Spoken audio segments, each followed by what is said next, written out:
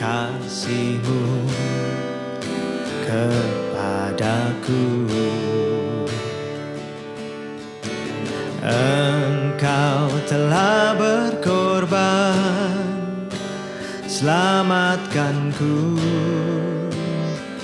Yesusku. Sungguh begitu besar cinta-Mu kepadaku. Engkau membuat hidupku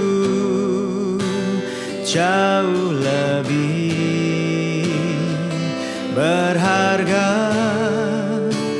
Kini ku hidup hanya untuk-Mu. Kini ku hidup melayani-Mu. Pakailah seluruh kehidupanku.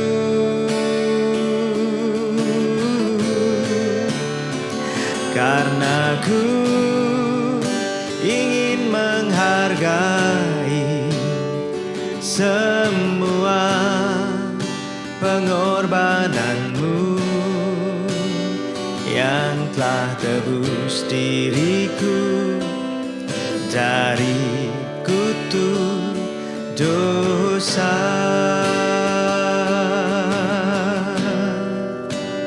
Yang telah tebus diriku dari kutuk dosa. Amin. Para orang tua yang punya anak-anak kecil kadang tanya, anakmu udah bisa bicara belum?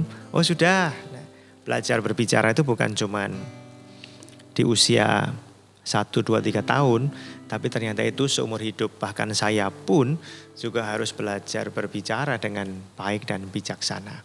Sebab firman Tuhan dalam kitab Amsal berkata begini, ayat 20-21 dari pasal 18 ya.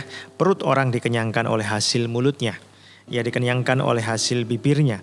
Hidup dan mati dikuasai lidah. Siapa suka menggemakannya akan memakan buahnya. Nah, jadi pada saat kita berbicara, kita harus belajar berbicara dengan baik dan bijak. Saya juga sedang mempelajari hal itu. Ya. Nah, saudara, orang bicara setelah dia mendengar. Jadi ketika mendengar, dia menganalisa, terus kemudian lahirlah komentar.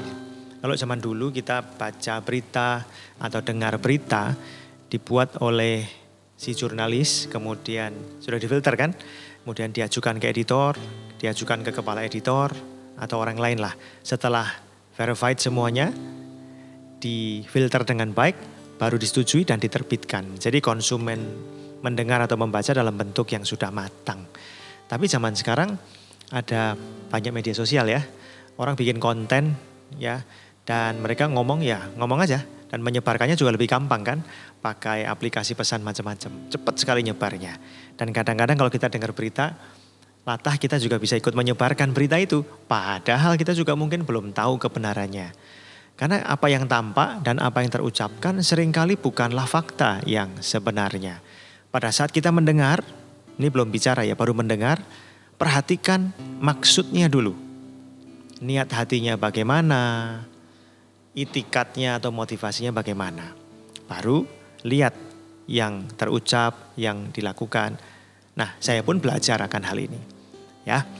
Lalu setelah itu kita pikirkan, apakah benar begini ya? Kita mungkin perlu berkonsultasi dengan beberapa editor, artinya orang lain yang punya pikiran netral. Bukan dengan orang yang punya pikiran yang sama dengan kita. Kalau begitu, enggak lihat dari sudut pandang yang lain dong. Mungkin beberapa yang rohani, yang cinta Tuhan dimintain pendapat. Kalau sudah ngerti, baru bikin kesimpulan, baru berkomentar. Saya pun juga begitu. Karena kata-kata yang saya ucapkan, itu juga bisa mendatangkan masalah, bisa juga mendatangkan berkat.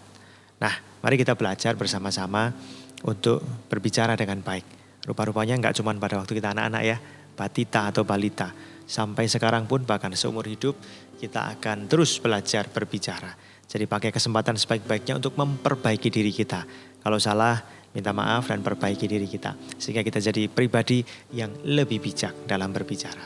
Tuhan memberkati.